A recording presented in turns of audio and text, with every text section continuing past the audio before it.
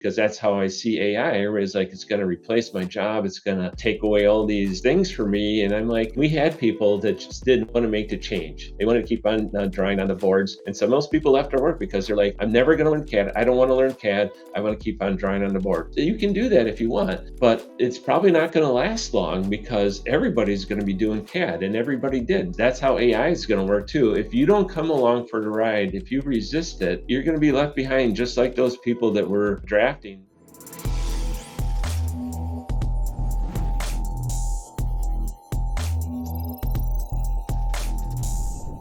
Welcome back to Unraveling IT, Expert Tech Talks. I'm Bush Williams, Director of Microsoft Business Development at Corsica Technologies. Today, we're covering a topic that every IT leader in a growing professional services firm knows intimately. How do you keep your security posture, your infrastructure, and your team ahead of the curve, even when the business is evolving faster than your roadmap? Joining me is Andy Knauf, CIO and VP at Mead Hunt, a national engineering and architecture firm with over 125 years in business. Andy's one of the most tenured CIOs in the industry. He's been with Mead Hunt for over 34 years, and in that time, he's watched the firm grow from a single office of 85 people to 60 plus offices and 1,350 employees. Along the way, he's navigated every major technological shift, mainframes to cloud, perimeter security to modern SOC, and now the AI era. In this conversation, we'll dig into what it actually looks like to build a cyber-resilient organization, how to evaluate AI without getting distracted by hype, and what scaling IT the hard way teaches you that no certification or consultant ever could. Let's start with a quick intro and kick this off. I was looking through things this morning because I was curious and saw that as of recording this, you and I had been partnered since 2021. So here in June, it'll be 5 years, and that's pretty hard to believe. I'm looking forward to an anniversary gift, 5 years.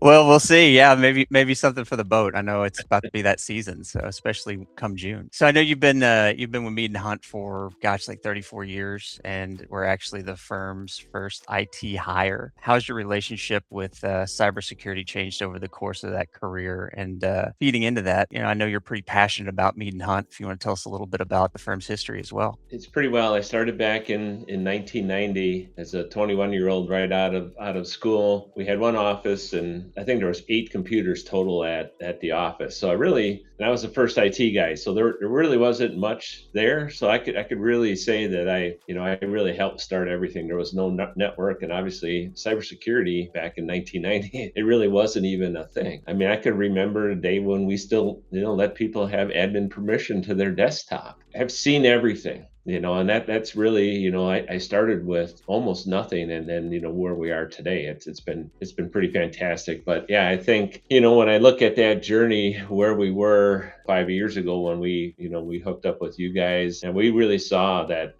big change happening. We saw, people getting ransomware, and, that was around the COVID time too. Things really changed a lot, and we were very proactive to do steps to get ahead of it. I would say that, 60% of my colleagues have had some sort of ransomware attack, but I feel like we were lucky enough just to keep on staying ahead of that. It was nipping at our, we've had some scares, but we never actually had an incident, so I'm pretty thankful of that. But, really partnering with you was quite honestly one of the better decisions that we ever made. What I tell people, it wasn't so much that the thing that got put in place, it was the education that went on top of it. Mm-hmm. It was really, really fantastic because you can go with a lot of people and they'll forklift and drop off whatever solution is. But I think it's really important to get somewhat of the education so you're informed as to how and why all this stuff works. And that to me is the most beneficial. I want to know the mechanics of it a little bit, at least, than just going for the ride. I want to be along for the ride. Right. Yeah. We try to take that rising tide brings up all the boats, metaphor for not just saying, hey, here's how we're going to implement this thing, but we'll get together and make sure everybody comes along for the ride from an education standpoint. It just makes for better relationships. I guess, along those lines, you kind of had made the decision not to build your own security operations team entirely in-house and move to a security provider. You're a mature org. You've got great talent there. I know many of them. That being said, what pushed you towards that decision? Well, it's funny. It kind of happened by mistake. I had an individual who wanted to be the head of security. We actually had an ad out for it, and then the person decided they didn't want to get the position, and then they didn't even actually want to work here anymore. And that ended Okay. up ended up sometimes there's a positive comes out of a negative. Right.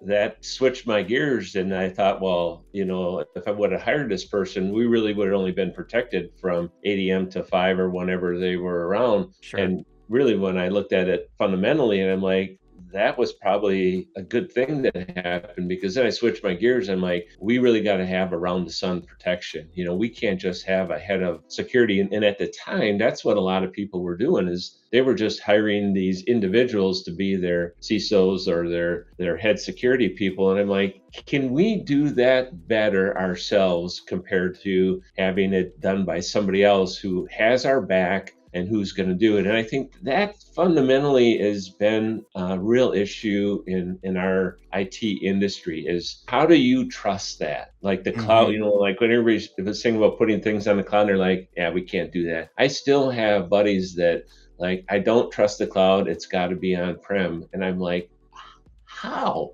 Right. How is this possible? How are you doing this? So I think for people to trust to have security out there, I think people are like, no, I think I can do it better. And the reality is it's impossible. I mean, it Hmm. really is. It's just like having on-prem infrastructure. You can't do it better. And especially, we've had such great experience with Microsoft. There just isn't anything better. And you're at a company and you have maybe one, two, if you're a bigger company, 3 or 4 people working on security, and you're going to be better than that team of 3,000. Come on. Right. There's Yeah, just your attitude towards it and, confidence at this point, I think kind of shows you were right at that point 5 years ago where a lot of firms, to your point, were hiring one person or, worst case scenario, kind of shoehorning the IT admin into also being the security person. And we saw a lot of issues, a lot of security breaches and things like that with folks in that model just because they didn't have the eyes on, where now you can tell through the confidence of you speaking to it, that you've made that decision at a critical point where other people weren't, to outsource a SOC. And, now you're kind of on the other side of it where you're having a great security experience because you have a robust system behind you. So I appreciate that a lot. Yeah.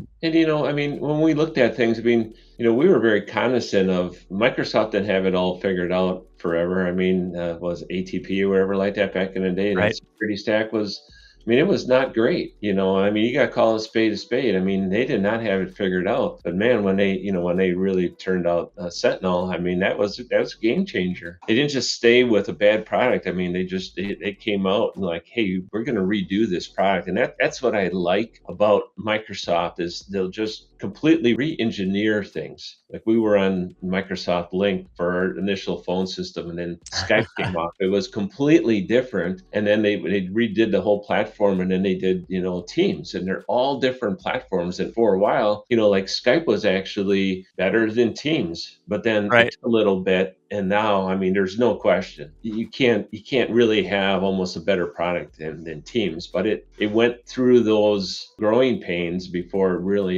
they really nailed it. Yeah, we're showing our time in the IT space talking about Link and Skype for Business now, and that takes me back quite a while. So you've been running regular MDR reviews with Corsica. I know it's a key point of the service to not just say, here's 24/7 365 security, but also we want to give you access to peers and resources that work with you strategically, and we're doing that, with these MDR reviews. So what does that ongoing rhythm actually change for you day to day as a CIO, having access to those resources? It's huge having access to that. Like, I know what's going on in our company at any point in time. I can see what trends are happening. If I have to do reports, like if I ask, my board members, or I have an actual group of people that I have to do, like, what's happening in our company, cyber wise, what's happening. So I could take those reports and, like, here's the instances, and I can look at that data, and then I can make decisions based on that data. Like, we just changed how our whole phishing system works. We're going to be turning that out here in about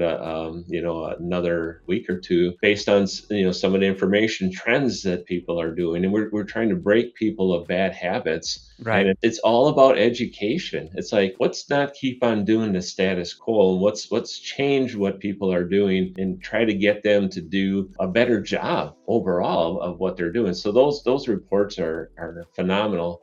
But I mean, really, the best part, like you said, it's not just getting security 24/7, 365. It's having reports and then getting the education and find out where we could be better as a company. Mm-hmm. When we wanted to get zero trust implemented, that was part of what you did. And it was like the recommendations were there. It's like, hey, Andy, you have some holes here.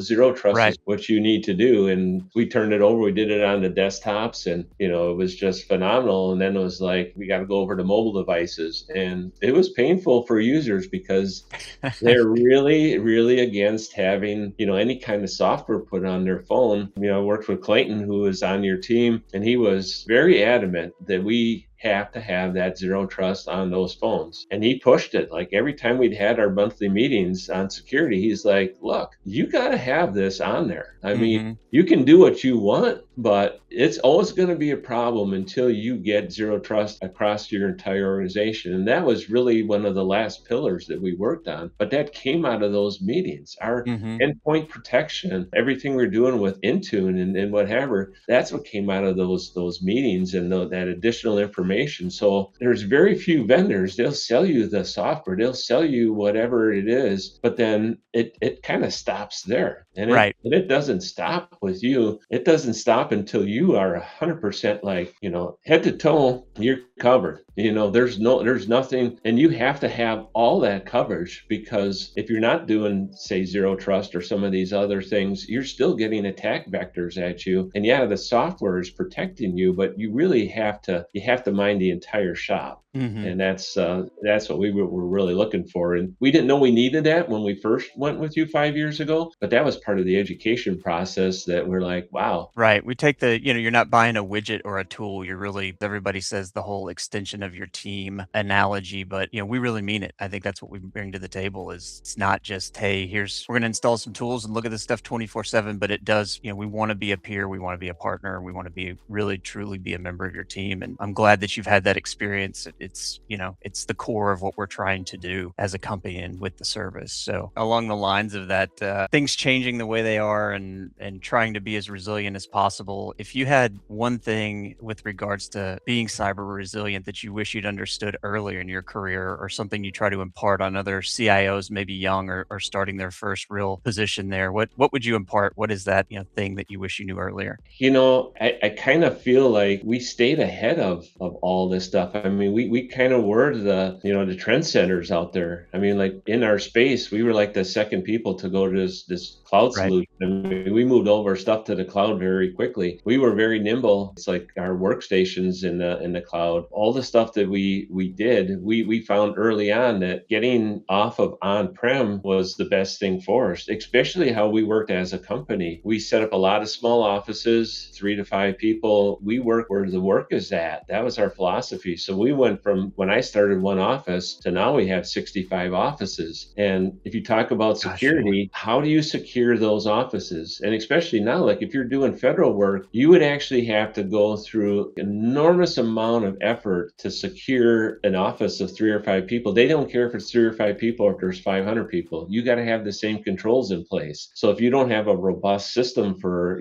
storing enclaves and FedRAMP systems that you can put in the cloud, you would spend all your money just trying to protect yourself. So Right. I don't know if there's just one particular thing. Probably my biggest mistakes were maybe going to things a little bit too quick. The bleeding edge. Yeah, I mean, we went to the bleeding edge. I mean, because we were out there, that kind of burned us. Like when voice over IP phones first came in, one of the biggest mistakes, I went from analog right to voice over IP. And I remember they didn't have the codecs figured out, and you would get robot voice when you were Oh doing gosh. calls Right. because it wasn't sending the packets correctly. I had an engineer fly over from England to try to solve this problem with us, and people were not necessarily happy, but they understood the big picture. And when we went to the cloud, we had issues with that, and I really had a lot of people that were upset because it wasn't 100% when we did it. But when COVID happened, all those tools in the toolbox that I didn't get to fully use, I got to use all of them. Right. I always tell people the COVID thing was the worst thing for a lot of people, but for me, all the stuff I was waiting to use, it was all there ready to use. Pushed it all to the And we front. were prepared, and yeah, and we got to use everything. So everybody else was scrambling, and we were sitting really good. I didn't have global pandemic on my bingo card, but we were prepared for it, and Right. we weathered the storm. So it's getting those tools in place to weather the storm, and that's really the philosophy that I've taken over my career is at all costs you got to keep the company running. Yeah, and I think you make a good point that resilience, it extends beyond cybersecurity. Cybersecurity is a huge cornerstone of being resilient. But in the modern times, if your organization depends on stability, having access to the cloud for workloads and having things in place that allow the ultimate example, we're going to have a global pandemic, folks are going to go to remote work. You didn't know that's what you were preparing for, but as it turned out, you were able to make that transition and maintain operations and have, not only the security components, but just the operational components necessary to keep doing business. So I appreciate that. I think the one thing that everybody is top of mind today is AI adoption. I don't think you and I have talked about this because we focus so much on security and talking through that aspect of what we do. But with all of the inside and outside pressure around AI adoption, in a lot of terms, leadership feels like, hey, are we using AI? We feel like we should be using AI. And, folks internally all have different experiences with all these different agentic AI platforms. And they're like, hey, what can we do with AI? What are you seeing actually at Mead Hunt from real practical value in any AI platforms today? Anything you guys are doing in that field? You really kind of hit it on the head, with AI. It's like, hey, we got to be doing more, and then there's like, well, maybe we shouldn't be doing so much. So like, Yeah. what is it?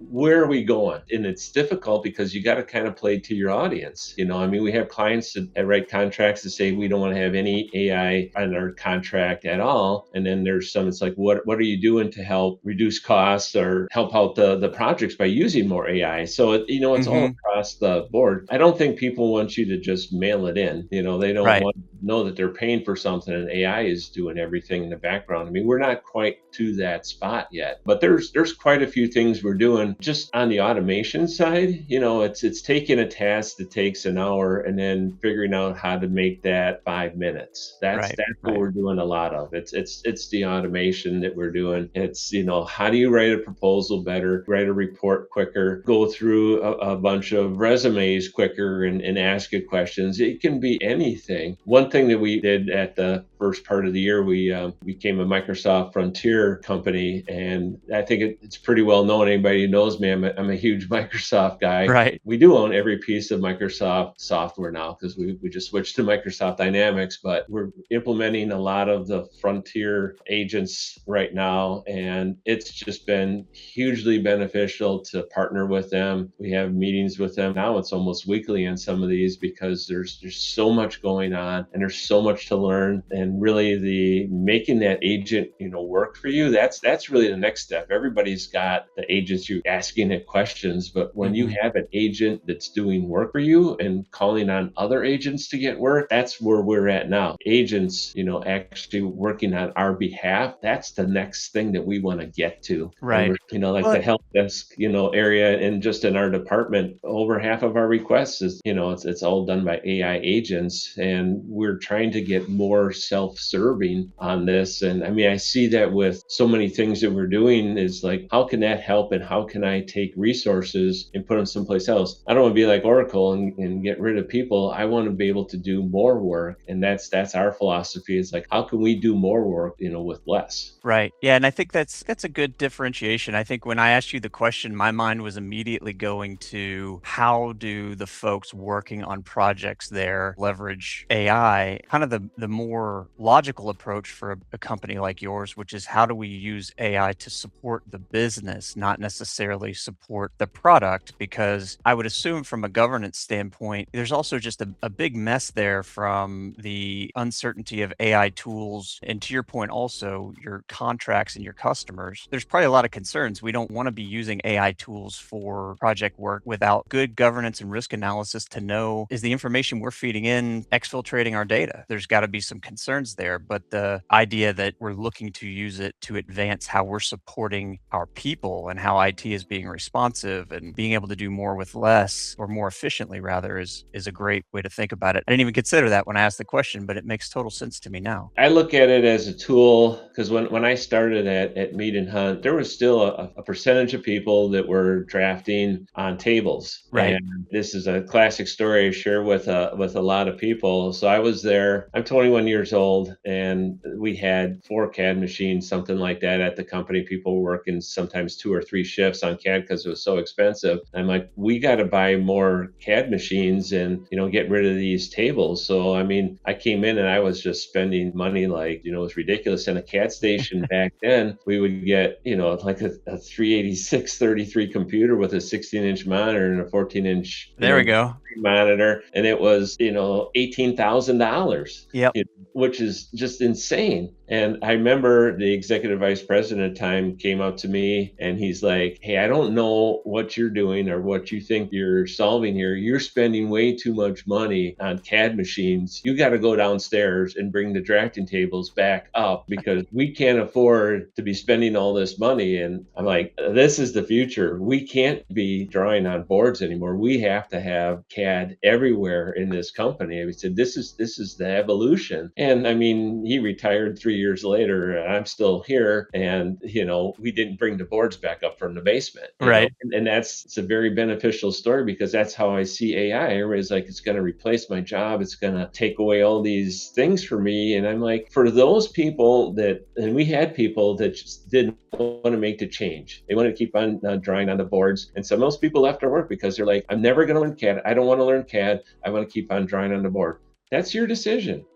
You can do that if you want, but it's probably not going to last long because everybody's going to be doing CAD, and everybody did. I mean, yeah, there's still a handful of people that will draw, but it's almost non-existent now. That's how AI is going to work too. If you don't come along for the ride, if you resist it, you're going to be left behind, just like those people that were drafting. You're going to be in that same group. And I haven't seen anything in industry that I could equate AI to is how the drafting thing happened. That's a great analogy too. Just the idea of the 386 displacing the drafting table, and then you think of the 386 in terms of what we're using today from a horsepower too. It's just the evolution over this short period of time is insane. Yeah. One thing I wanted to ask you about, kind of moving off of AI for a second, that ties right into this, which is the idea of scaling IT out without breaking it. And nothing really leads into scaling more than talking about the pressure of maintaining costs from trying to transcend the organization from a drafting table to a 386, and then you move that linearly through time. And now we're at the point where we're talking about cloud and AI and exponentially more powerful systems. So it's unique to be able to talk to somebody like you who has been at the same place from a time where people were drafting on tables to where we are today. When Mead Hunt grows from one office to 60, what were your first signs that the IT decisions that worked for a firm the size of the one you started in were no longer going to hold up? And how did that evolve from a scaling standpoint? It's wild. It was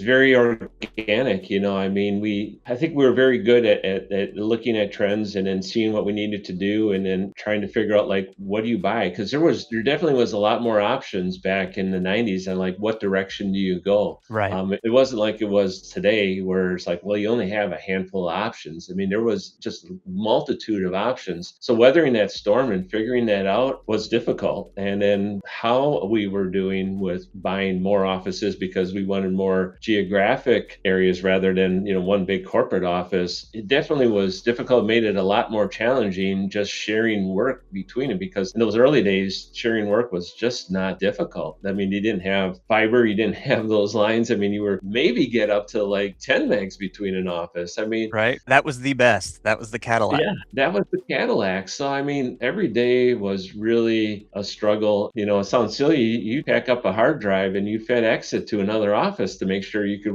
collaborate with a project. I That's hope it's just what. fun when it got there. Yeah, you just hope that FedEx was reliable and you were there at 8 o'clock to get the work done. So, I mean, there's definitely more things on the cyber side that are scary and whatever. But on the true hardware side and actually transporting data around, I would rather be in today's world, even with all the stuff that happens on the cyber side, than going back and working in 1995 or even 2000. It's pretty special, all those things I've really been a part of from nothing to where we are today, because it really was so basic what we started with. And it sounds like, you kind of leading, having the reins. It sounds like you were really fortunate to have leadership that believed in your vision. You kind of were able to maintain sort of a if you build it, they will come strategy where you stayed ahead of advancing IT. And in turn, that allowed you guys to probably be more competitive in the acquisition of clients and contracts, which, continued to keep you ahead of the game. So, that's a great position to be in and kind of set you up to ride the wave to scale versus kind of having to claw at it necessarily. Yeah, I often said that the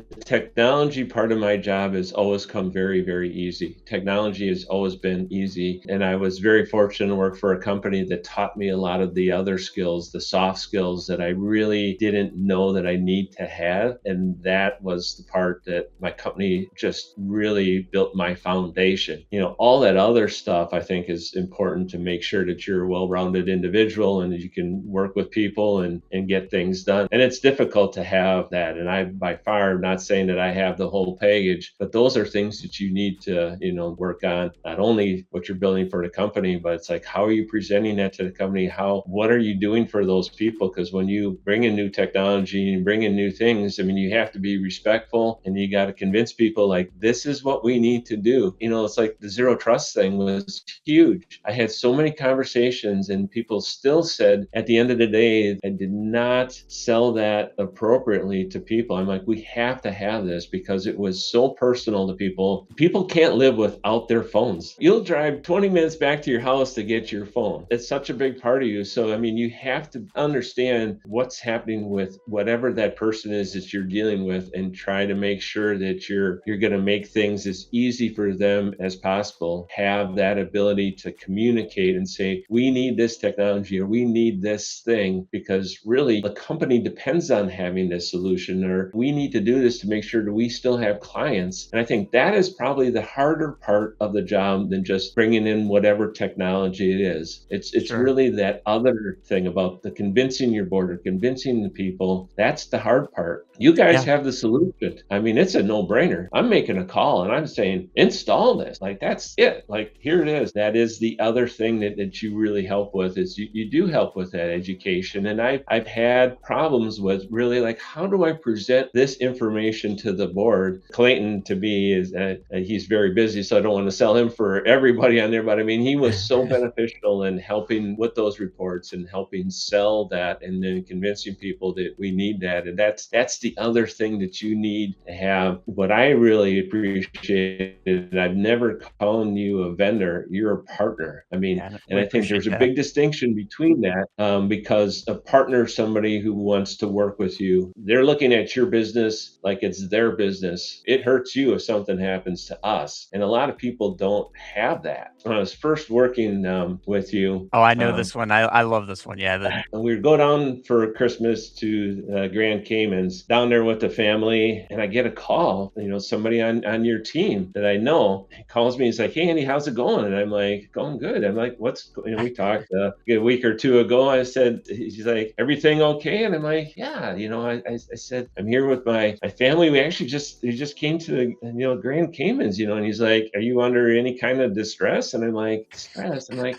what are you talking about, man? Like, no, I'm on vacation. I'm looking at the ocean right now. This is great. He's like, so everything's fine. It's like, yeah. He's like, tell me if anything's not fine. I'm like, everything is cool, man. What's going on? He's like, well, I just had, what I thought was somebody's, logging into your system was getting denials, trying to log in from the Grand Caymans. And and it threw up a red flag. And I wanted to call to make sure that somebody was on one of your devices, that you were okay, because I was really concerned that something maybe happened to you and they maybe had your phone and they were trying to get into your system. So I just wanted to make sure you're okay if I needed to do anything to get police or whatever involved. And I'm like, I didn't tell my guys that, I was going to the Grand Cayman and I was getting, bounce backs. And so, I mean, that to me was just over the top. Like, I got a phone call asking if I was okay and my family was okay. I was like, wow, this is just unbelievable to have that extra level of service to make sure that something didn't happen to me.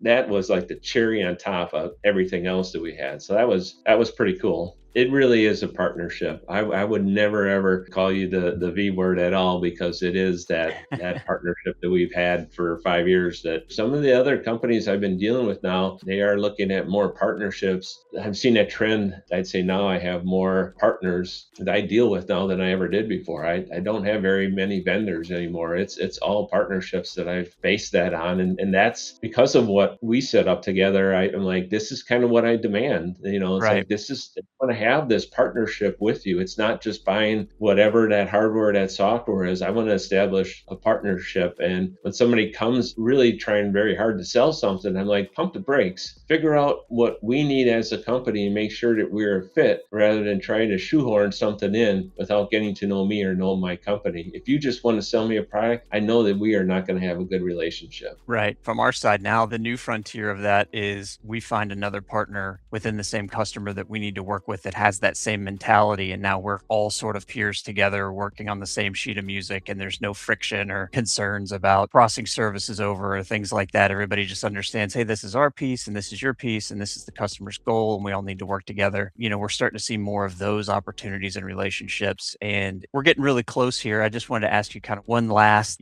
go home question, if you will, which is one thing that I have always appreciated about Mead Hunt is how strong your IT team is. There's choices you have to make when you're scaling, kind of touch back on the scaling question. What leadership or hiring choices do you think made the biggest difference as you scaled the organization? What builds that culture of long-term retention for you? What I learned early on is you got to have just, really good people that really have the core beliefs that you have. And really, they got to have a good customer service background, I think. The very first person I ever hired is still working for me. And honestly, that is one of the most proud things that I have. I've been here 35 years now, and he's been here 33 years. I have another individual who's been here for over 25 years with me. It's that Gosh. longevity. It's building those relationships. And I think it's learning customer service. So Hmm. I worked in a music store part-time when I was in school, and I really learned how to have that customer relationship.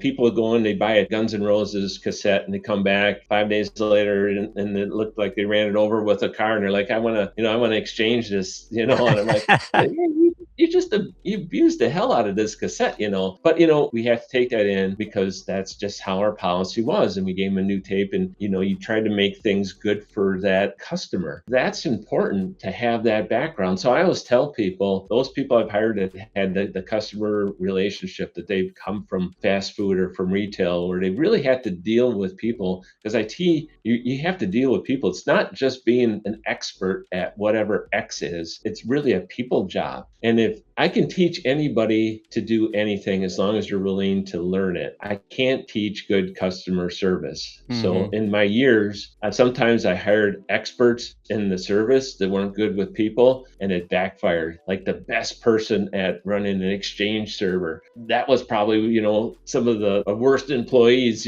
but they really knew Right. Exchange server or whatever it was. Give me the person who's willing to learn, who wants to work with other people. It's not all about them. It's about the team and how to make the team better, and we all grow together. But some people, it was like, I'm on an island, I'm doing my own thing. And it's hard to see that. When you interview Hmm. somebody for 30 minutes, 45 minutes, it's hard to pull that Yep. out. It's hard to But know how they're going to fit into the culture for sure. I've learned lately, or the last couple of years, it's really getting interns and then giving interns the opportunity to become full-time and then Hmm. build the system. That to me, I think, is the best way to bring people on, is give people a chance to prove themselves as an intern and then take them on that full journey. that's kind of how my experience was. I started on a graveyard overnight shift, doing backup monitoring and reporting. And, over the 18 years have just, they've invested in me, and I've tried to reciprocate and putting down those roots. So that really resonates with me. I think trying to build that long-term culture of service, and, you take care of them, and that's the best strategy. That's the group that you